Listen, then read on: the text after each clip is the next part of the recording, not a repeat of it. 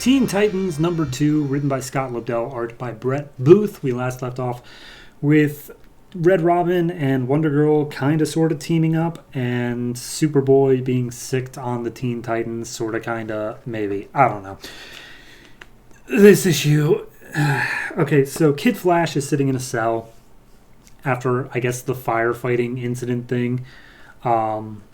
He is talking so much. I can't even begin. It's just nothing. It's like at least 25 speech bubbles and narration caps. Anyway, he's trying to think of a way out as he's just talking about his own name and stuff like that. And a guy named Danny, who's in the cell next to him, is talking like, "Hey, Kid Flash, you gonna find your way out soon?" And he's like, "Yep, I'm just working out the kinks." But he has no idea what he's doing.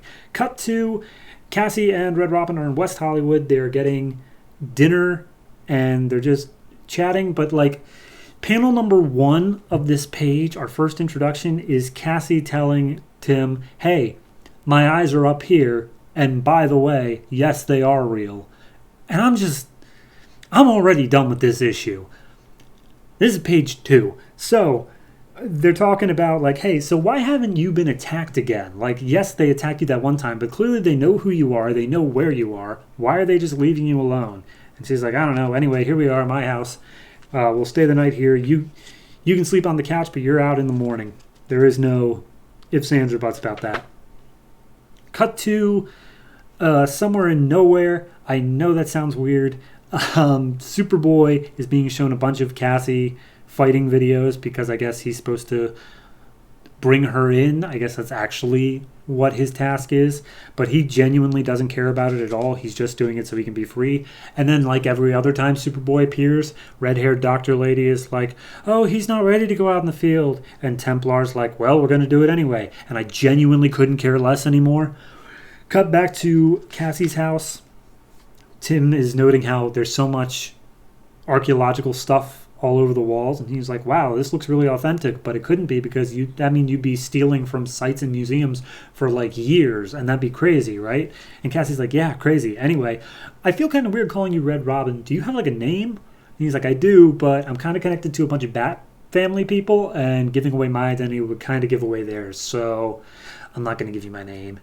And there's just a pause, a little beat for a moment where they're just seeing like, "Oh, what's going to happen?" And then Cassie's like, "Oh, you've been a good guy today. Anyway, bye." So Tim's a little bit dejected at that point.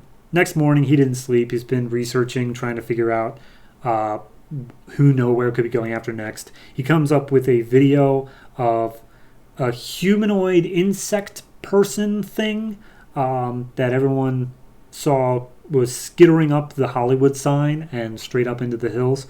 Tim takes that as his note. He goes to one of the girls who was giving a testimony about seeing the insect thing, and he tracks her down. It's like, "Hey, so how about you tell me the truth about this creature?" And she's like, "I don't know what you're talking about." And she's like, "Well, in your video, you said her. She said she skittered up the sign. Everyone else just said it. So you know it's a girl. Also, your twin sister magically transferred to another school recently. So what's going on?" Her name is Claudia, and she was explained how her sister, Celine, has been acting strange. And then one day she came home, and Celine was in a cocoon up on her ceiling. And then she came home, and she transformed into some insect creature. And she used the name Skitter as like a term of endearment, because who could ever hate something as cute and adorable as something named Skitter? But no, she's truly horrifying. So Tim's like, "Hey, I can help you and Celine, but you have to promise me that you aren't going to tell anyone about her." And Claudia's like, "Yeah, no problem. Although I did tell a couple of government guys. Is that okay?" Tim, of course, says, "Ah, crap." So cut down into some sewers. Nowhere Mercenary's already there. I don't know if he even has a name, but he keeps on using whenever he says like "I," we say "I/we." Whenever he says "my," he says "my/our." Like he's got a real thing between singular and plural. And it's because his superpower is that he and his brother can teleport like through each other's bodies. Like, I don't know. However you want to try to imagine it, that's probably right. I'm a bit confused by how it works as well. So anyway, Tim Drake, he's down in the sewers as well, and he's like, hey, so I've already beaten up a bunch of Nowhere guys. You're not going to be any different, so let's take the fight. But then he's surprised by the guy's powers, and it's a bit of a fight. And this entire time, the dude is just speechifying about how, like, Nowhere's the future, and nothing will ever stop it. And they're going to be on the winning side of history. And then Tim won't shut up about how that guy won't shut up, and I just want both of them to shut up. So anyway, apparently then there's a third brother. They're triplets, in fact. And the third brother meets up with Skitter. The other ones teleport to Skitter so that they can extract her.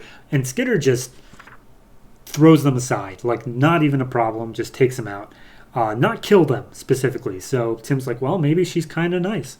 So Tim comes up and he's like, hey, I talked to your sister. I'm here to help. Just be chill. And Skitter is most certainly not chill. And she tries to, like, acid web him with some protrusion out of her mouth. She's genuinely creepy.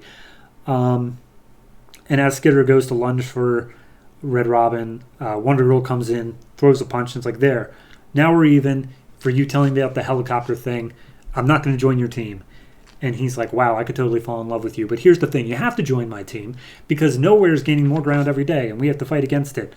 And she's like, I'm strong enough to do it on my own, lose my number. And she leaves. Tim standing in the sewers holding an unconscious Skitter. Then we cut back to Kid Flash. He's breaking out of his cell as the guards come in for feeding time, whatever. He runs over to Danny's cell, sees that Danny is not in there. It's a completely empty cell. So he starts making an escape, but he's distracted by this cell that's just emitting this blinding light. It says Solstice on the door. He looks inside, and there's a girl screaming in pain or agony or something, wishing for help. She's completely covered in black except for just sparks of light that are, like, leaking out of her. End of issue. This writing is the worst part because nobody knows how to shut up. Everyone, like, the fact that Kid Flash had 25 speech bubbles on the first page should have been my warning, but then it just kept going. Nobody knows how to shut up. Art-wise, it's fine. I know Brett Booth's not for everybody, but I genuinely don't have any complaints. It's pretty middling. It's nothing fantastic, but it's also nothing terrible. It's just down to the writing that's bringing it down for me.